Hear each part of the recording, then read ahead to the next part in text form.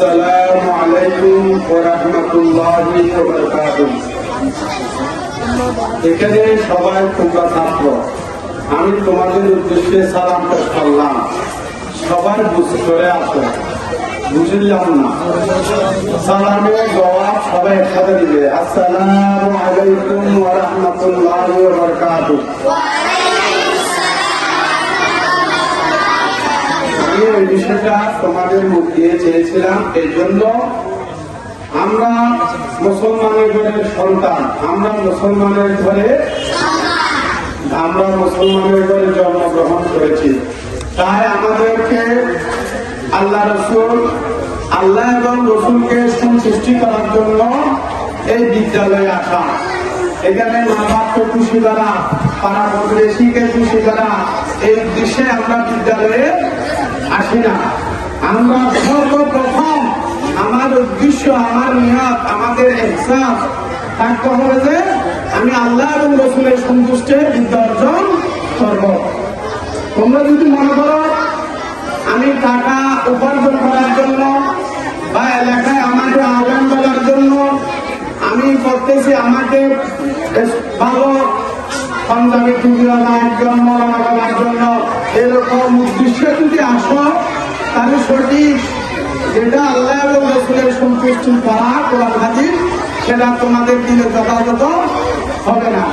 এজন্য তোমরা সব কিছুর আগে একটা জিনিস খেয়াল করবে যে আমরা আল্লাহ এবং রসুলের সন্তুষ্টির জন্য যা করব বা আল্লাহ এবং রসুলের সন্তুষ্টির জন্য জ্ঞান অর্জন করব।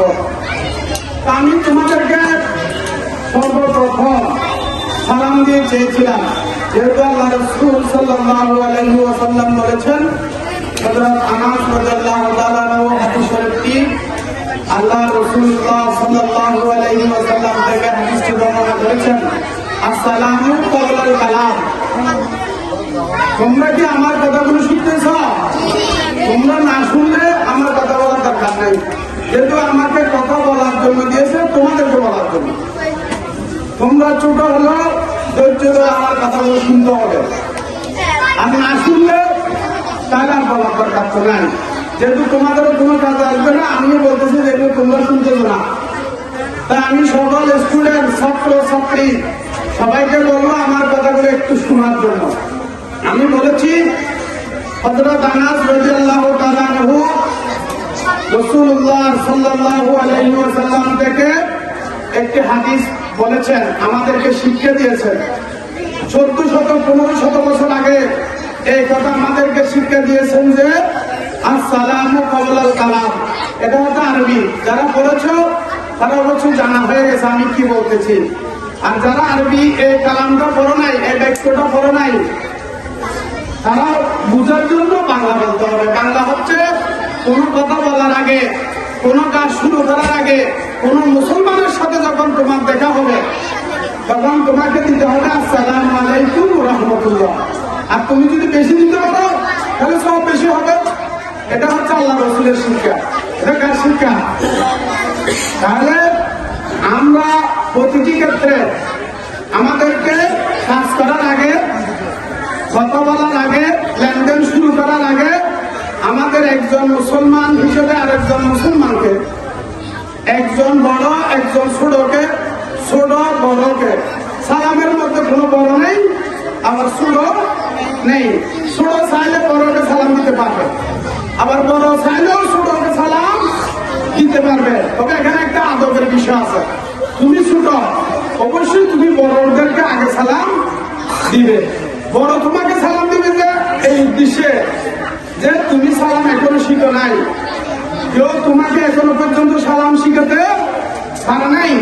তুমি বড় যদি তোমাকে সালাম দেয়, আরেকদিন তুমি ওই বড় মানুষকে দেখলে, ওই বড় ব্যক্তিকে দেখলে, ওই বড় জনকে দেখলে, ওই বড় ভাইকে দেখলে তুমি নিজ থেকে সালাম দেবে। এজন্য বড়রা তোমাদেরকে এই উদ্দেশ্যে সালাম দেবে। কথাটা বুঝতে পেরেছি? তাহলে আমাদের আজকের এখান থেকে শিক্ষা গ্রহণ হলো যে একে অপরের জন্য দেখা হলে, তুমি তোমার বন্ধু দেখা হয়েছে, তখনও কি করবে? সালাম করবে। সালাম দিলে আল্লাহ রহমত হয়। কি হয়? আল্লাহ থেকে রহমত আসে, আল্লাহ এবং রসুলের ফয়েজ অন্তরে আসে। এটা হচ্ছে সালামের ফজিলত। সালামের একটা ফজিলত আছে না? আমরা কোরআন শরীফ তেলাওয়াত করি, হাদিস শরীফ পাঠ করি, এগুলোর একটা স্বভাব আছে, এগুলোর একটা কি আছে, এগুলো আমরা দেখতেছি না। এই যে তুমি সালাম দিচ্ছ, একজন মুরব্বী তোমাকে বলতেছে এই ছেলেটা ভালো, মাদ্রাসা আসা যাওয়ার সময় আমাদেরকে সালাম দেয়, এটাই তো দোয়া, এটাই হচ্ছে তোমার ফজিলত, এটাই তোমার জন্য রহমত। এই যে ভালো হয়েছে আল্লাহ, তুমি যে ভালো ছেলে, আদরের ছেলে, লক্ষ্মী ছেলে, এটা যে বলাইছে মুখ দিয়ে, এটা একটা আল্লাহ রহমত। তা আমি সকল ছেলেদেরকে বলবো, আমি কথা একটা বলতে চেয়েছিলাম আর একটা এসে গেছে, সময় এসে অল্প সময় আজকে এখানে থাকবে। আমি সকল সবাই সালামটা কি রাখবে, এই যে আমরা ঘরে বলবো, এখান থেকে আমরা ঘরে যাবো না, মা বাপদেরকে সালাম করবে, কি করবে? মা আবার আসার সময় আম্মু আমি মাদ্রাসায় যাচ্ছি, আবার সালাম দিয়ে আসবে। এটা তারা কারণ কি হবে, আমার ছেলে কোথায় গেছে, মাদ্রাসায় গেছে, এটা মার মনে জানা থাকবে। তুমি যখন মাদ্রাসা থেকে পৌঁছে গিয়ে মাকে সালাম দেবে, বাবাকে সালাম দেবে, বাবা মা মনে করবে আমার ছেলে মাদ্রাসা থেকে আসছে, তাহলে দুইটা হাজিরা হয়ে গেল, তোমার মায়ের চিন্তা দূর হয়ে গেল, তোমার উপস্থিতিটাও জেনে গেল। সুতরাং রাস্তা আসা যাওয়ার সময় 6টি আদব আছে, রাস্তায় যাওয়া আসা কয়টা আদব আছে, এটার মধ্যে একটা আদব হচ্ছে তুমি কাউকে দেখলে সালাম দেবে। আবার